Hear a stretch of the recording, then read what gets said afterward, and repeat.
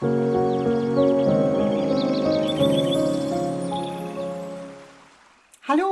ich freue mich, euch heute begrüßen zu können und ich stelle euch heute wieder eine Pflanze des Frühherbstes vor. Heute geht es um den Borretsch.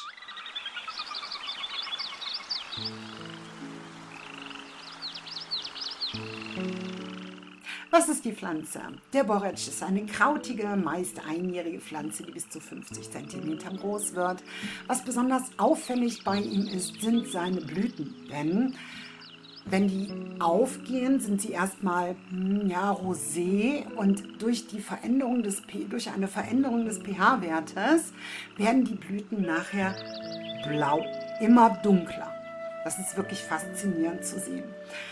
Hat man den Borretsch einmal im Garten, wird man ihn meistens recht schlecht wieder los, denn er ist sehr hartnäckig, er wirft seine Nüsschen aus und kommt jedes Jahr wieder.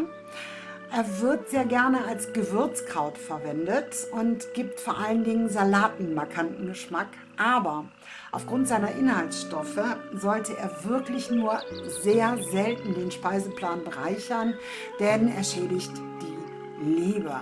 Als Heilpflanze wird er auch innerlich als auch äußerlich verwendet, aber auch da muss ich ganz ehrlich sagen, für Hautausschläge ist es okay, aber innerlich würde ich ihn nicht verwenden. Außer fürs Räuchern, denn da hat er hervorragende Heilwirkung.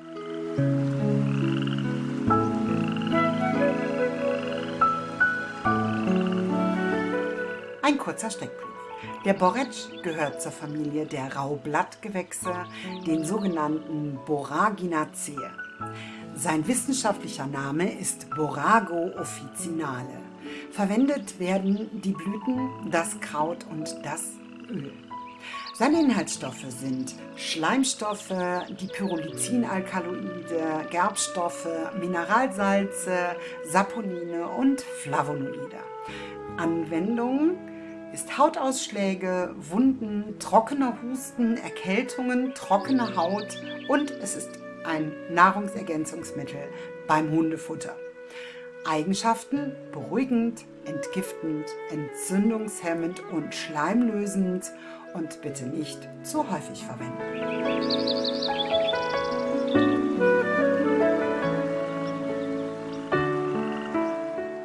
Kommen wir zu meiner Lieblingskategorie Wissenswertes über den Borretsch.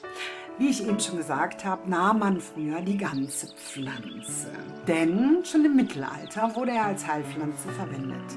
Man stellte aber fest, dass er leider auch die Pyrrolizin-Alkaloide enthält und entsprechend die Leber stark schädigt. Der Borretsch tut aber Hunden gut, nämlich das Öl aus dem Samen ist wegen der enthaltenen Gamma-Linolensäure in der BAF-Ernährung neben Fisch- und Hanföl als Nahrungsergänzung immer gerne gesehen. Interessant ist, der Borretsch weckt die Lebensgeister. Also er hat den Ruf, die Lebensgeister zu wecken. Da er relativ scharf ist, wundert mich das nicht. Nee, aber ernsthaft, für Räucherungen ist der Borretsch in getrockneter Form dafür bekannt, dass er die Stimmung hebt und gegen Kummer und Traurigkeit hilft. Ausprobieren lohnt sich. Wer das Räuchern nicht mag, kann natürlich auch Räucherpralinen für eine Duftlampe verwenden.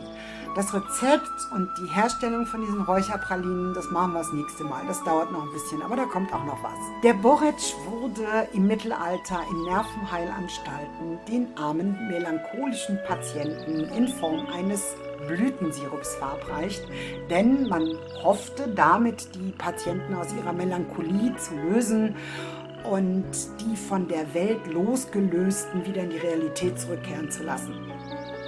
Ob das gewirkt hat oder nicht, weiß man nicht. Und vor allen Dingen wurde es auch wissenschaftlich nie nachgewiesen. Deshalb bin ich froh, dass es heute bessere Medikamente gibt und dass sich um die Patienten anders und richtig gekümmert wird.